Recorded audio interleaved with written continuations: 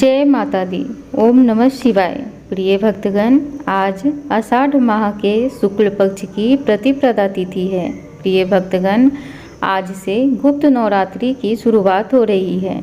नवरात्रि पर्व शक्ति उपासना का पर्व है। ब्रह्मांड में विद्यमान प्रकृति वह शक्ति है जो जीवन की गतिविधियों में अपना योगदान देती है। आषाढ़ माह में मनाए जाने वाला यह गुप्त नवरात्रि का पर्व सौभाग्य और मनोकामनाओं की पूर्ति को आशीर्वाद लेकर आता है। प्रिय भक्तगण, गुप्त नवरात्रि एक चरण दर चरण प्रक्रिया है जिसमें शक्ति के सभी रंग प्रकट होते हैं। देवी काली, देवी तारा, देवी ललिता, देवी माँ भुवनेश्वरी, देवी त्रिपुर भैरवी, देवी छिन्नमस्तिका, देवी माँ धूबावती, देवी बंगलामुखी, देवी माँ तंगी और देवी कमला इस शक्ति पूजा में प्रकट होती है। इन सभी शक्तियों की पूजा मुख्य रूप से तांत्रिक साधना में की जाती है। गुप्त नवरात्रि में 10 महाविद्याओं की पूजा को बहुत महत्व दिया जाता है। यह शक्ति के 10 रूप हैं। प्रत्येक रूप अपने आप में पूर्ण है। इसमें ब्रह्मांड की कार्यप्रणाली और उसके भीतर छिपे रहस्य शामिल हैं। महाविद्या सभी जीवित प्राणियों का पालन करती हैं। इन 10 महाविद्याओं को तांत्रिक साधना में बहुत शक्तिशाली माना गया है। प्रिय भक्तगण, अब हम सब जानेंगे कि गुप्त नवरात्रि का पहला पर्व किसने किया था। गुप्त नवरात्रि से जुड़ी प्राचीन और प्रामाणिक कथा के अनुसार एक बार ऋषि श्रृंगी अपने भक्तों को दर्शन दे रहे थे।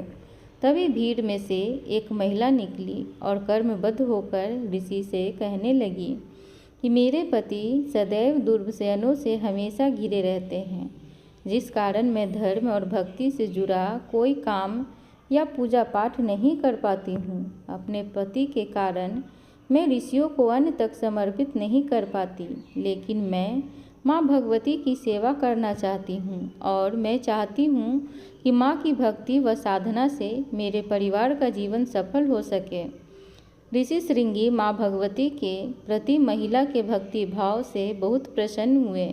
ऋषि ने महिला को इसके लिए एक उपाय भी बताया। उन्होंने कहा कि चैत और अश्विन महीने की नवरात्रि के बारे में तो सभी जानते हैं, लेकिन इसके अलावा भी अन्य 2 और नवरात्रियाँ आती हैं जिसे गुप्त नवरात्रि के नाम से जाना जाता है। ऋषि ने महिला को बताया कि प्रकट नवरात्रि में माँ दुर्गा के 9 स्वरूपों की उपासना होती है और गुप्त नवरात्रि में 10 महाविद्याओं की साधना का महत्व है। इन नवरात्रा की प्रमुख देवी का स्वरूप का नाम सर्वस्यकारिणी देवी है। अगर कोई भक्त गुप्त नवरात्रि में माता दुर्गा की पूजा साधना करता है तो उसका जीवन सफल हो जाता है। ऋषि श्रृंगी आगे कहते हैं कि लोभी, कामी, व्यभिचारी, मांसाहारी और किसी कारण पूजा पाठ न कर पाने वाले भी यदि गुप्त नवरात्रि में माँ की पूजा करते हैं तो उसे फिर अन्य कुछ करने की आवश्यकता नहीं है। ऋषि श्रृंगी के बताए इस उपाय का महिला ने पूर्ण श्रद्धा से पालन किया और गुप्त नवरात्रि की पूजा की। महिला के पूजा से माँ प्रसन्न हुई और धीरे धीरे उसके जीवन में परिवर्तन आया। कुछ समय बाद घर पर सुख शांति भी आने लगी। पति भी सही मार्ग पर चलने लगा। इस तरह से गुप्त नवरात्रि की पूजा से महिला का जीवन पुनः खिल उठा। ये भक्तगण, गुप्त नवरात्रि के प्रथम दिन पूजित होने वाली माता कालरात्रि की कथा को बड़े ही आनंद और श्रद्धा से कथा को श्रवण करेंगे। पौराणिक कथा के अनुसार एक बार दारुक नाम के राक्षस ने ब्रह्मा जी को प्रसन्न करके उनसे वरदान प्राप्त कर लिया। वरदान प्राप्त करने के बाद देवताओं और ब्राह्मणों को प्रताड़ित करना शुरू कर दिया और स्वर्गलोक पर कब्जा कर लिया, जिसके बाद सभी देवता भगवान विष्णु और ब्रह्मा जी के पास गए। ब्रह्मा जी ने सभी देवताओं को बताया कि इस दुष्ट का संहार एक स्त्री ही कर सकती है। जिसके बाद सभी देवता भगवान शिव के पास गए और उन्होंने भगवान शिव को सभी बात बताई। जिसके बाद भगवान शिव ने माता पार्वती की ओर देखा और माता पार्वती इस पर मुस्कुराईं और अपना एक अंश भगवान शिव में प्रवाहित कर दिया। जिसके बाद भगवान शिव के कंठ से विष से उस अंश ने अपना आकार धारण किया, जिसके बाद भगवान शिव ने अपना तीसरा नेत्र खोल दिया। उनके इस नेत्र से विकराल रूप वाली माँ काली उत्पन्न हुई। माँ काली के ललाट में तीसरा नेत्र और चंद्र रेखा थी।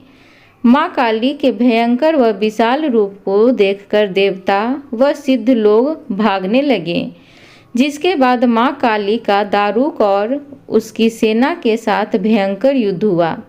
माँ काली ने सभी का वध कर दिया, लेकिन माँ काली का क्रोध शांत नहीं हुआ और माँ काली के इस क्रोध से संसार भी जलने लगा। जिसके बाद भगवान शिव ने एक बालक का रूप धारण किया और शमशान में लेटकर रोने लगे, जिसके बाद माँ काली उन्हें देखकर मोहित हो गईं। उसके बाद माँ काली ने बालक रूपी भगवान शिव को अपने गले से लगाकर अपना दूध पिलाया, जिसके बाद उनका क्रोध भी शांत हो गया।